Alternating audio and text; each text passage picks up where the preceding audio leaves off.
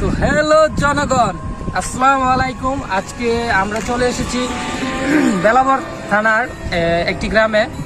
আসলে এই গ্রামটা আমাদের বেলাবর বলেন, শিবপুর বলেন, পার্শ্ববর্তী দুইটা থানা, বাট দুইটার প্রকৃতি বা গ্রাম যে সৌন্দর্য, মানে এটা বলার বাইরে। ঠিক আছে, আপনারা হয়তো যারা চিনেন জানেন, তারা জানেন যে বেলাবর জায়গাটা কত সুন্দর। বেলাবর যে থানাটা, আশেপাশে যে গ্রামগুলো আছে, আমার চারদিকে এটা অবশ্যই দেখতে পাবেন।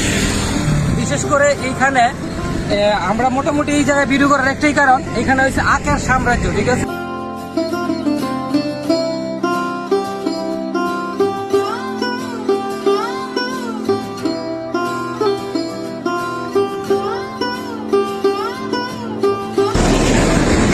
তো এখানে দেখতে পাচ্ছেন আমার পিছনে যে বড় বড় বাঁশের মতো দেখতে আসলে চিকন চিকন যে বাঁশ, আপনারা মনে করছেন যে বাঁশ বাগানে চলে এসেছে। আসলে এটা বাঁশ বাগান না, এটা হচ্ছে আখের বাগান। ঠিক আছে, এখানে আখ তৈরি, আখের গাছ লাগানো হয়েছে, ছোট থেকে বড় করা হয়েছে। এগুলা বাজারে নেওয়া হয়, তারপরে এখান থেকে রস নিয়ে ওই আখের গুড় বা আখের যে রস, এটা যে যা খায় আর কি, যারা রস খায় এই গরমের মধ্যে আখের রস খাইতে হয়, আমরা প্রচুর খাই যারা, তারা হয়তো জানি।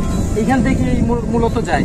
ছোটবেলা আমরা অনেকেই বাবার কাছে আবদার করে থাকি, সবসময় সবাই করি মোটামুটি, যে বাবা বাজার থেকে আখ নিয়ে আসবে। আমরা ওক বলি, যেটা ওকের রস, এটা প্রকৃতপক্ষে হচ্ছে আখের রস বইয়ের ভাষায়, আর আমরা এমনিতে আমাদের এলাকাতে সবাই ওক বলি চিনে। ঠিক আছে না বুঝো? ঠিক আছে, তো আসেন।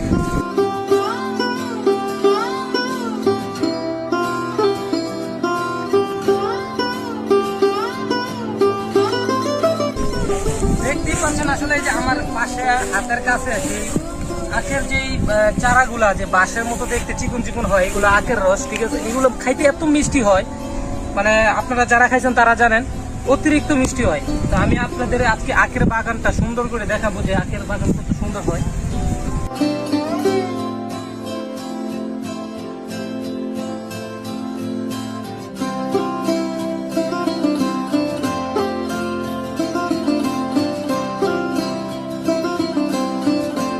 আসসালামু আলাইকুম রহমতুল্লাহি ওয়া বারাকাতুহু।